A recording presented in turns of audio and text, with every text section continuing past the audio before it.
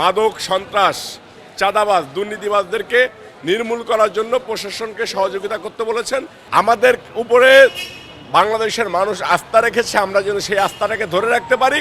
বিএনপির চেয়ারম্যান জনাব তারেক রহমান সাহেব বাংলাদেশের প্রধানমন্ত্রী হওয়ার পরে সারা বাংলাদেশে যে উন্নয়নমূলক কাজ করতেছে সেটাকে যেন ভালোভাবে বাস্তবায়ন করার জন্য নেতাকর্মীদেরকে নির্দেশনা দিয়েছেন যে সরকারকে সহযোগিতা করার জন্য। সরকার আর দল এক জায়গায় না সেটা বুঝিয়েছেন। সরকার সরকারের কাজ করবে, সরকারকে দল সহযোগিতা করবে, সেটাই। সামনে ইউনিয়ন পরিষদ নির্বাচন, স্থানীয় সরকার যে নির্বাচনগুলো সেই নির্বাচনগুলো দ্রুত হয়ে যাবে এবং নেতাকর্মীদেরকে কঠোর নির্দেশনা দিয়েছেন যে আমরা অতীতের মতো ক্লিন হার্ট অপারেশনে যেতে চাই না।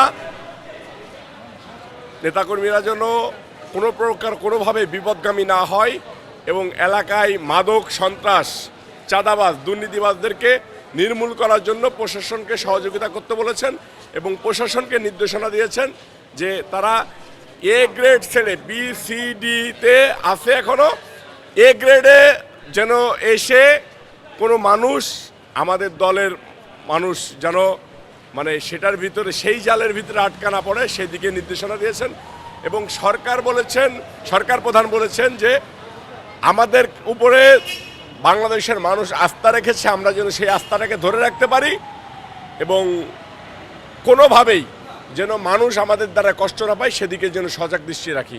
আমরা 3 মাস পরে এবং 3 মাস পরে উনি আবার মিটিং করবেন এবং প্রত্যেক বছরে উনি 4টা করে থানা লেভেল পর্যন্ত মিটিং করবেন। নেতাকর্মীদেরকে যাতে সবাই যেরকম অবহেলা করে সেইটার জায়গা থেকে সরে এনে উনি সারা বাংলাদেশের সকল নেতাকর্মীদেরকে উনি নিজেই টেক কেয়ার করবেন। ধন্যবাদ।